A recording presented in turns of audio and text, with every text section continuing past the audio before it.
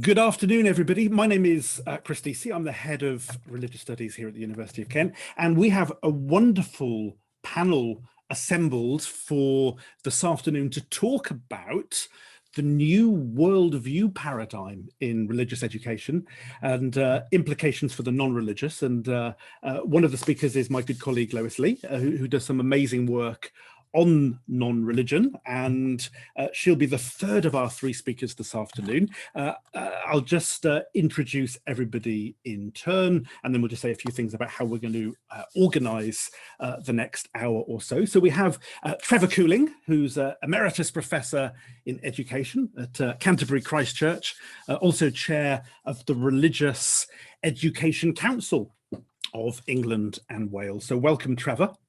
Trevor will be our first speaker in just a couple of moments. And we have Ruth Warren. So good to see you, Ruth. Ruth is Education Campaigns Manager at Humanists UK and was a postdoctoral research fellow on the Faith Schooling Principles and Policies project at the University of Warwick, and has from Birmingham a PhD in the philosophy of education. And she looked at the moral permissibility of religious schools in liberal democracies. So we're looking forward to hearing Ruth. And as I mentioned, Lois Lee, who's a senior lecturer in religious studies here at Kent and principal investigator, I'm sure you've all heard of it, of the Understanding Unbelief research programme. And Lois looks at non-religious identity, experience and worldviews, and her brilliant book that came out published by OUP, it was about 4 years ago, wasn't it, Lois? Recognising the non-religious, reimagining the secular. So that probably itself gives everybody a guide as to how things are going to go this afternoon. So we're going to be focusing attention over the next hour or so on what a worldview approach to RE means in relation to the non-religious. So the plan is everyone will speak for 10, we might go a bit beyond that, minutes, certainly no more than 15 minutes. And then we'll keep the conversation going till 2:30.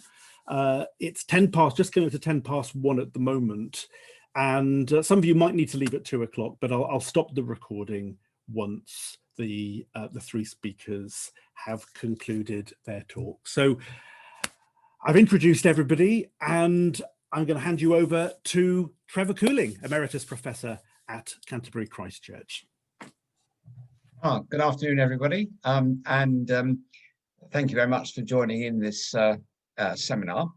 I probably ought to explain why I'm here to begin with, and that's to do with a publication that I've just had published through Theos, which was called Worldviews in Religious Education. And that talked about paradigm shift, which is where some of the language I think that we're using today has come from. Just two quick riders before I actually start my presentation. The first is to say that what I say here is in my personal stroke academic capacity, not in my capacity as chair of the Religious Education Council. So if you think I'm speaking on behalf of the RE Council, I'm not. Just expressing my own thinking. So that's an important thing to remember. And the second thing I want to take as given from my perspective is the importance of the teaching of non-religions in the RE curriculum, because that's still a bit of a debate that's going out there. But from my perspective, that isn't a debate. It's a given that we ought to have that as part of the content of RE. So what I'm going to try and do now is to share my screen, and we'll see how I get on with that.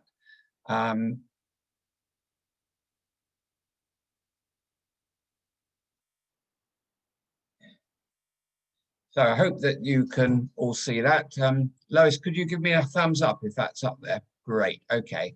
So we're talking about the notion of paradigm shift, and that's one of the things that's come into talk about RE, because there are big shifts that sometimes happen. We had a very big one in religious education in about 1960s, when there was a shift from teaching Christianity as the main content of the civic religion of this country to introduce children to, in inverted commas, their religion, to the notion that we ought to be teaching the diversity of religious worldviews that there are present in the country. That was a big paradigm shift. That was the shift, what is sometimes called the world religions paradigm in the literature on religious studies. That's talked about quite a lot.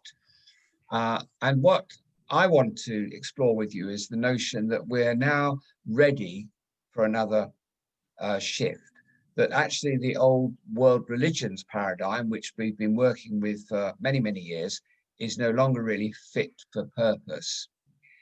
Now, what I'm not saying is that everything that's going on in religious education at the moment is wrong, and that everything that I'm going to suggest to you is right. I am most certainly not saying that, because there are many teachers out there who are working already in what I would call the new paradigm.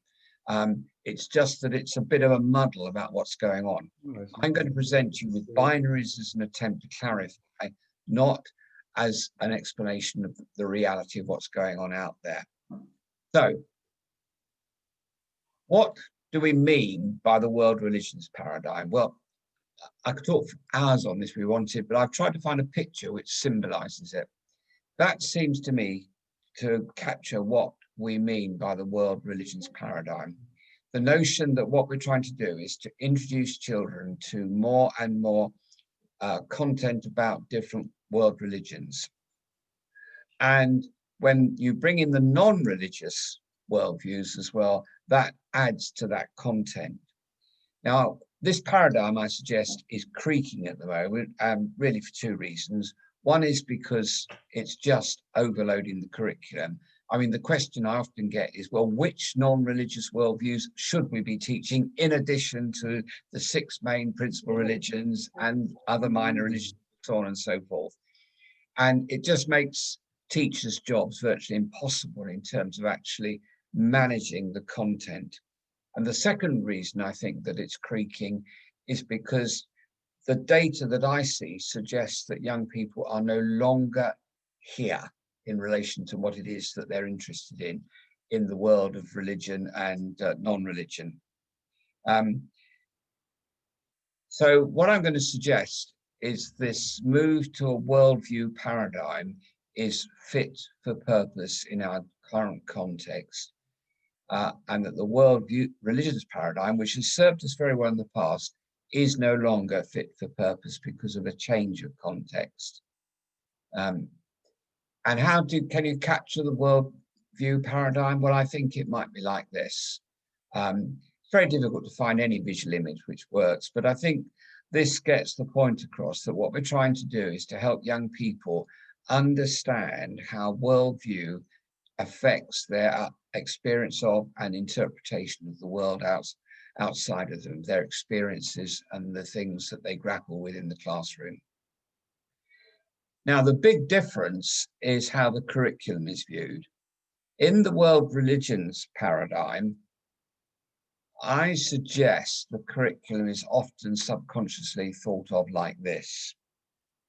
Lots of boxes.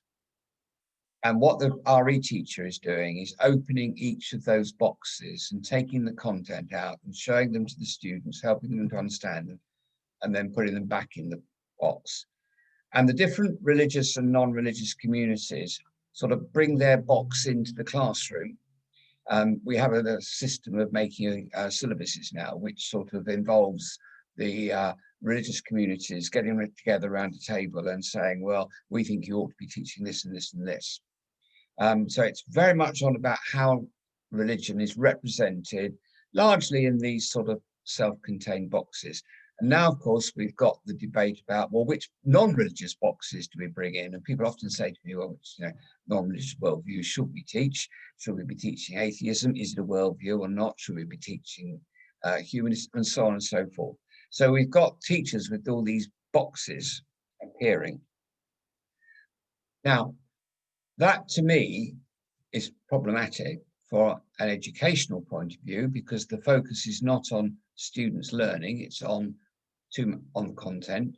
And I think it's unhelpful from a point of view of the relationships between communities, because what happens is that the different communities end up jostling with each other for space. So we get these debates about, should Christianity be taught for 51% of the time. So someone goes in with their time tape measure and tries to work out whether Christianity has been actually mentioned for 51% of the time, or only just 49%, which isn't quite enough. So, and you get these sort of jostlings going on.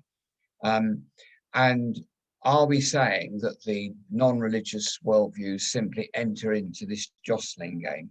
Well, to me, that doesn't really serve youngsters well. So what's the new paradigm suggesting? Well, it came through, first of all, well, in this particular initiation of the debate, through the Commission on RE, which published its report in 2018. And they really lobbed this word worldview right into the center of the debate about RE. And they distinguished between two worldviews, two views of worldview. One was what they call organized. This is fairly easy. This is what is represented by the, if you like, the great world religions and humanism and so on and so forth, the religious and non-religious systems of belief. And this is much of this, what's called the substantive content of the curriculum. It's what youngsters often learn about in RE. However, they also introduced the notion of personal worldview. Now, although they're both called worldviews, actually these are fairly different things. And what they said about personal worldview can be illustrated from a picture. This is me with my twin brother in 1970s, actually at his wedding. Now, my twin brother and I are obviously very similar. We're identical, we're monozygotic. We grew up in the same household. We went to the same school. We're both Christian in terms of our own personal faith. And we have a huge amount in common. We used to be separated by about 6 marks out of 1,500 when it came to the end of year exams and things like that. But if you were to ask our wives about us, they would see us as two very different people. And that's because our experience of life has diverged as time has gone on. And we have developed our own personal understanding, our own personal worldview in response to all sorts of different experiences and ways of working and so on and so forth. That's our personal worldview.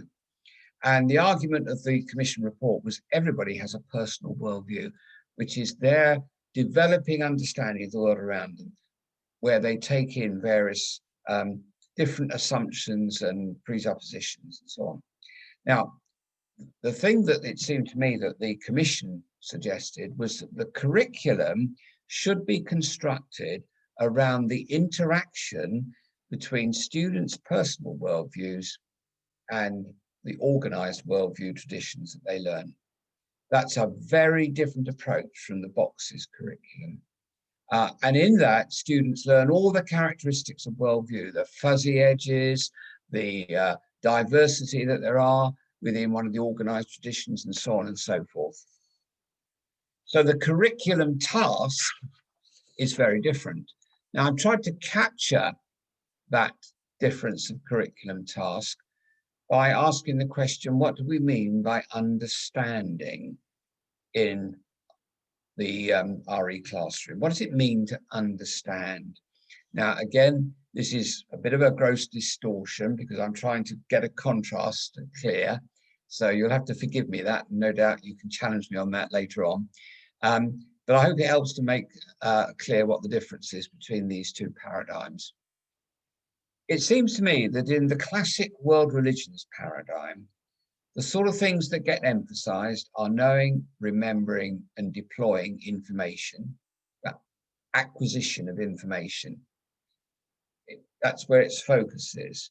You got words like mastery used a lot. Actually, this is a classic Nick Gibb curriculum, if you know him, the Minister for Schools, about mastery of knowledge. And by knowledge, he often means information.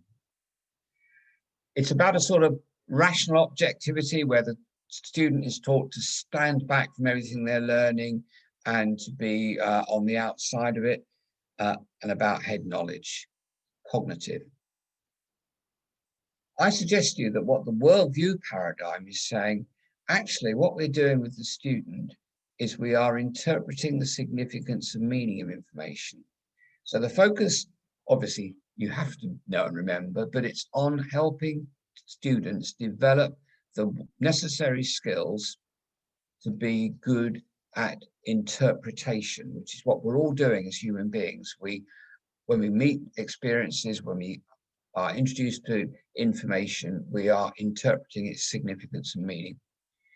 The focus then is not so much on the information, although obviously that's important, but on the worldview questions that arise from that information. How do I understand that given my other beliefs and presuppositions? How have the people who present this to me in a textbook understood this information, and so on? The emphasis on the student knowledge skill development is about humility and reflexivity. It's about wise interpretation. It's about helping them with their personal knowledge. Now, that is as I said, a gross simplification, but it's an attempt just to get a sense of what the distinction between these two ways of working are, because it creates very different classroom experiences. So just to finish, what are the questions then for the inclusion of non-religious material, and particularly for what you might call the non-religious community, for those people who come to RE with a concern about the representation of the non-religious dimension? Well, I think the first big question, and incidentally, this is a question for every community. So if I were talking to my, I identify as a sort of evangelical Christian. If I were talking to my evangelical Christian community, I'd ask them the same questions. Does the worldview paradigm fit our understanding of our own position? Are we prepared to fit in with this notion that we come as people who are interpreting with a worldview, and that therefore it is open to challenge and debate and discussion and has to meet with other worldviews? Do we accept that? Or do we see our understanding as the only truth? That's a big issue for all of us. And the second thing is, what role should non-religious content play in the curriculum? Is it primarily there to represent the non-religious community, to make sure their voice is heard? Or is it there so that the students gain educational benefit from interacting with it? And one of the big issues about our current debates about RE is how communities view the significance of their content in the curriculum. So I'm going to finish there. Said a lot of things that you might want to pick up on, but you can actually challenge me a bit later on. Absolutely. Many thanks, Trevor. And as Trevor just said, there'll be an opportunity afterwards to put your questions to the panel. So many thanks. And I'll pass you over now to Ruth Warren. Thanks, Chris. Bear with me one sec. Before I start, I'd just like to thank Lois for the opportunity to talk about this subject, which I clearly think is extremely important, unsurprisingly, given my role as education campaigns manager at an avowedly non-religious organisation. As an organisation, Humanist UK has always championed inclusive religious education. That is, to use the legal term, objective, critical and pluralistic, and teaches about religious and non-religious perspectives. Indeed, our commitment to inclusive RE is one of the main reasons why we became a founding member of the RE Council in 1973, and why we continue to campaign on this issue to this day. We want to see a subject on the curriculum which helps young people to form and explore their own beliefs and develop an understanding of the beliefs and values that are different from their own, one that enriches their knowledge of the ways religious and non-religious worldviews have shaped humanity, and therefore supports other subjects such as history, English literature, art, music, geography, and so on, and allows pupils to engage with serious ethical and philosophical questions in a way that develops important skills of critical thinking, reasoning, and inquiry. In other words, we believe that the usual contemporary justifications for the subject of religious education in the school curriculum, things like its contribution to social cohesion and mutual understanding, its presentation of a range of answers to questions of meaning and purpose, its role in the search for personal identity and values, and its contribution to understanding history and culture, can only really be served by including humanist perspectives and non-religious students. So, according to the most recent British Social Attitudes Survey, some 52% of people do not have a religion, and that figure rises to about 70% amongst younger people. So it's vitally important that the beliefs and values of these young people are afforded equal respect to religious beliefs. What's more, the subject, we think, needs to have relevance to everyone, not just the subset of the population that is religious. It simply cannot do this if it does not adequately reflect those beliefs. Legally speaking, this should in fact already be the case. In 2015, Humanist UK supported 3 humanist parents and their children to legally challenge the UK Department for Education over its exclusion of humanism from the Religious Studies GCSE subject content specifications. The High Court ruled that RE in schools without a religious character must be, to use the term I used earlier, objective, critical and pluralistic, and a syllabus that covered religions in detail, but did not give pupils the opportunity to learn similarly about non-religious worldviews like humanism, would not meet this requirement. The state must accord equal respect to different religious convictions and to non-religious beliefs, the judge ruled. But despite the extensive implications this should have for the way RE is taught, as well as the content of locally agreed RE syllabuses, non-religious perspectives in general and humanism in particular are often systematically excluded from the subject and the bodies that oversee it. For example, although humanists are now active on over 100 standing advisory councils for RE, SACREs, across England and Wales, they only have full voting rights on just over 40 of these, meaning the subject in the remaining areas often fails to cover humanism adequately or authentically. In some cases, these voting rights have been hard won, notably in the Vale of Glamorgan, which initially refused to appoint a humanist on the grounds that Group A of the SACRE is, to quote, only for religious representatives and humanism is not a religion, failing to appreciate that since the introduction of the Human Rights Act 1998, religion must be read in this context as religion or belief. When the Humanist rep, again backed by Humanist UK, won permission to have this case heard in the High Court, the local authority backed down, and this was ultimately followed by a proposal from the Welsh Government to change the wording of the law to make it clear that humanists should be permitted to become full members of SACREs and ASCs in Wales.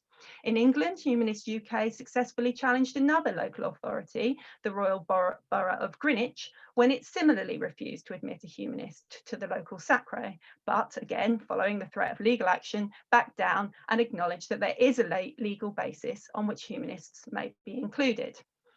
The lack of humanist representation on these bodies has classically led to non-religious perspectives being left out of syllabuses or not covered in a way that non-religious people recognise, something which parents raise with us on a regular basis. Against this background, the publication of the Commission on RE's final report was a breath of fresh air. Finally, including via a recommendation to change the name of the subject to religion and worldviews, there was explicit recognition that best practice in RE involves teaching something much broader in scope than is often thought by schools and teachers to be the case, and which aims to put religious and non-religious perspectives on an equal footing, as the law states that already ought to be. Of course, this was not all the report had to say. It suggested important reforms to the infrastructure of the subject, including replacing SACREs with more educationally focused local advisory networks for religion and worldviews, abolishing the requirement for local authorities to convene agreed syllabus conferences, and introducing a national entitlement to education in religion and worldviews with non-statutory programmes of study for each key stage developed by a national body with expertise in the field. However, For many non-religious people with an interest in the subject, the explicit change in scope reflected by the name change was the most significant, precisely because of the way RE has systematically excluded us in the past. With this in mind, it is quite disappointing that the recent Theos report on the subject, co-authored by Trevor, Bob Bowie and Farid Panjwani, appears to suggest that while it involves a radical overhaul of the way the subject is taught, the shift towards the worldviews paradigm does not involve what they refer to sometimes as adding content. Instead, the authors argue the change comes primarily from reframing the way we look at the existing content, which should already include religious and non-religious worldviews, both institutional and personal. While I appreciate the pedagogical point, namely that under the worldviews paradigm, the role of these differing perspectives on life is the distinctive subject matter, not just overviews of pre-packaged institutional belief systems, but something altogether more expansive that includes, amongst other things, the nuanced ways in which these worldviews are lived and interact with one another. The direction this discussion has taken of late is disturbing precisely because of the context that I mentioned earlier. Many syllabuses, schools and teachers do not already consider non-religious worldviews. They don't cover this topic either in the way that they would cover religions or indeed otherwise. In the rare event non-religious perspectives feature, they're often restricted to arguments against the existence of God, with the non-religious treated as a counterpoint to the religious norm rather than looked at in their own right, and primarily with a view to giving religion priority. For instance, the question, which was also recently posed to me twice at an event for Interfaith Week, of whether non-religious people can be moral, might be discussed in a way I don't imagine many people would find so tolerable if it was similarly asked about religious people. Here, it's really important to note that, to be clear, I think the positive and negative in all faiths and beliefs is an open topic for RE. It's the asymmetry of treatment that's problematic, not criticism in and of itself. Here, as I recently heard in a presentation by Mark Chater, we might ask why the Commission settled on the name religion and worldviews when worldviews could have done the job just as well. I would argue it is partly motivated by religious privilege and the view that religion should have an elevated status in the subject. In schools and classrooms where non-religious perspectives have been systematically excluded or minimised in the way I've already noted, then a move towards the worldviews paradigm absolutely involves adding some content. Although it shouldn't, as has been suggested by some religious organisations, dilute or reduce the academic rigour of the subject. It is concerning to think that the point about reframing content could well be used to legitimise business as usual with respect to full inclusion, particularly given that when a straw poll was conducted by the REC at an ATRE conference, the vast majority of teachers thought they were already teaching in line with the recommendations of the Commission. The not adding content point also artificially separates the pedagogical requirements from the legal and policy requirements of teaching according to the Commission's vision, which must be treated in concert if the aim is to make the subject relevant and fit for purpose in 21st century Britain. I'll end by comparing RE policy developments in England and Wales. As many here will already know, the DfE has stubbornly refused to take on board the Commission's recommendations, using the dilution objection and spurious appeals to protecting teacher workload as an excuse. Although the Commission didn't focus on Wales, the new curriculum there is much more fertile ground for the vision to be implemented, not least because of the changes to the wording, although not the substance, of the law they are making via the Curriculum and Assessment Wales Bill that will see explicit inclusion of non-religious perspectives ended.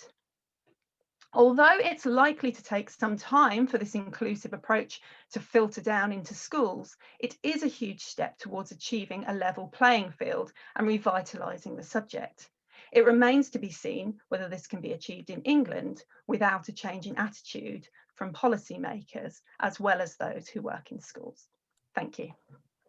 Thank you very much, Ruth. Wonderful food for thought there. And as I said, after Trevor spoke, we'll have a chance for questions and discussion afterwards. But the third of our trio of speakers is Dr. Lois Lee. Thanks, Chris, and thanks, Trevor and Ruth. Those are really helpful comments. I won't speak for too long because I think there's lots to talk about as a group. Yeah, so well, thanks especially to Trevor for initiating the theme of this discussion, which I think is really important. And I agree with one of the kind of founding ideas behind the event, that actually focusing on the non-religious and what these recommendations actually mean in practice hasn't been as extensive a part of the conversation as some of the other aspects of it. So I really welcome that initiative and opportunity to be part of that. I'm going to make 2 points really. One is to kind of reiterate what Trevor's saying about the importance of the paradigm shift underlying the recommendations that have been made. It's not just about that name change from religion to worldview, although I think that's important, but the ideas underlying it are fundamental. Really interesting hearing Ruth's comments about how that shift might have to be infrastructural as well as about what's in the syllabus and the curriculum that's being taught. I think that those are really important issues. But this idea that we're not adding on religious worldviews to a list of religious worldviews as a kind of point of principle is, I think, really important. It needs to be navigated for reasons that both Trevor and Ruth set out in quite kind of sensitive ways. But I think there's an issue in the first place about taking that approach as being daunting for curriculum and syllabus writers, daunting for teachers. But I think more importantly, from the perspective of research into the non-religious, it just wouldn't be appropriate at all for understanding those communities. It doesn't fit with how most non-religious worldviews work in practice. And increasingly, it doesn't fit for how religious worldviews work in practice, which is to say, outside of those formal and organised settings. So I'm just going to say a little bit more about that, focusing on the non-religious. So in many places, certainly the UK that we're focusing on today, non-religious worldviews are decentered traditions. I think they are traditions, but they don't tend to be institutionalized or organized. The role of Humanist UK is a very significant exception to that, but it is exceptional in the lives of many people as they experience their non-religious worldviews. I think Humanist UK shapes their experience in many interesting ways, but in terms of their experience of those worldviews, there's a lot going on besides that. What makes non-religious worldviews traditions, in my view? Well, they're shared between people. We see this in the research. There are common themes and tropes, for example. There's common content, as it were, which includes ideas, but also practices, aesthetics, and so on and so forth. There are cultural touchstones, some of which we are all familiar with, Charles Darwin, Richard Dawkins, and so on spring to mind, but there are a diversity of films, novels, pieces of music, and so on and so forth that come out when people talk about their non-religious worldviews, and that's something we're trying to document as part of our research. There are some genres and writers you might anticipate, since their ideas and images fit within that idea of a rationalist humanist tradition, that I think we most often associate with non-religious worldviews. So work by Douglas Adams, Terry Pratchett, and so on, but many others too. Writers from social justice oriented traditions of humanism, E.M. Forster, and many others beside. Joanna Malone, my PhD student, her research in this area points to, for example, the ragged trousered philanthropist as being a touchstone for one of the people she talks with, and is a theme that comes up in interviews with non-religious people more widely. For me, as a non-religious person, as a teenager in the 90s, I think of lyrics from songs by Pulp and so on and so forth as being part of my formation, as I think I would describe myself as having an agnostic, non-religious worldview, although I mean by that something quite substantive and concrete. And you can look at my 2015 book if you want to know more about what I mean by that, or we can chat about it. But certainly I think it's wrong to look for what Trevor calls organised worldviews, and the core talk about in their report, to identify significant manifestations or all significant manifestations of non-religious worldviews. I mean, it's absolutely worse still to measure the significance of non-religious worldviews by looking for those organised forms. I think we need to think as media specialists like Amanda Lagerfits in Sweden suggests, about media and the arts as a kind of existential terrain. That's her lovely phrase, which is filled with material that shape our worldviews, and the mapping of that terrain is something we've been trying to do with the Understanding Unbelief work, but I think is a kind of broader project that others have been involved in too. This is a very impressionistic image of non-religious worldviews and how they work in practice, but it's true also for religious people too. What sociologists describe as the individualization of society, in which we don't necessarily become individualistic, but our institutional affiliations become more complex and distant from our experience in many ways, means that those with traditional religious belief also increasingly develop their worldviews in contact with, but outside of, those organised and institutional settings. So those are some of the reasons why I think the paradigm shift really matters, and is entirely in keeping with the social, cultural and religious contexts of our lives. The world religions paradigm, I think, is too closely bound up with that focus on organised worldviews, and especially with, of course, religious institutions. And, you know, as we've heard today, humanists have fought very hard to be included within that framework, and quite rightly so, not least because something is better than nothing. But a worldview paradigm, as I see it, does something much more profound and more important for those with a non-religious worldview, because it shifts the focus from organised worldviews to all the other aspects of, all the other existential aspects of life much more generally, of which understanding organisations is only one piece of the puzzle. Which brings me to my second point or comment, which is that I think one of my proposals for developing the conversation around the worldview paradigm, and which I'm very conscious is a developing conversation, and I think that's absolutely right, the potential of this shift, if it is a paradigm shift, and I think there's a very good argument for thinking about it in that way, needs an ongoing period of development, and it's been great to see that conversation going on. But from the perspective of accurately representing and effectively engaging with non-religious worldviews and those who inhabit them, to use a very nice phrase from Trevor's Theos report, is, I think, there's another important conceptual issue to consider, and this is the space between organised worldviews and individual worldviews, which I think is really important for developing that paradigm, precisely because it makes space for understanding the manifestations of worldviews outside of those traditional institutions, for understanding individuals' outlooks and experiences as a key locus in which worldviews manifest in society as well as organisations. Is to develop a point that's already part of the conversation. So in this very masterful overview of the concept of worldview in academic research that Celine Benoit, Tim Hutchins and Rachel Shillitoe have produced as part of this ongoing conversation and consultation around worldview, they point to Robert Jackson's suggestion that between organised worldviews and personal worldviews, there's another space which Bob refers to as the community. We think about the community. And indeed, I think we can acknowledge the very helpful distinction between organised and personal worldviews is very indebted to Robert Jackson's work in RE as well. And I really agree with the thought there. I'm not sure the concept of community solves the problem, although something like the communal may be a bit more flexible. Community is a much criticised term in its own right in the study of religion, since it often implies this much more bounded sense of how religion manifests in society than is really the case. You know, when we speak of the Muslim community, we imply a coherent and fairly homogenous group that really doesn't reflect realities and can, of course, precisely feed into the kind of us and them distinctions that often that language is employed to negate.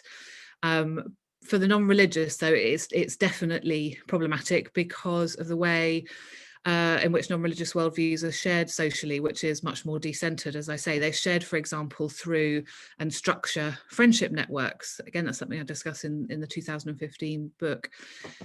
And those involved in them often have very little sense of themselves as being part of any community. So the social exists and we can trace it and track it and talk about it and bring it into the classroom.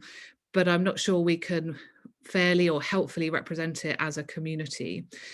In fact, that this sense of being outside of a worldview community is one of the key tropes, themes, myths, as it were, of many non-religious worldviews.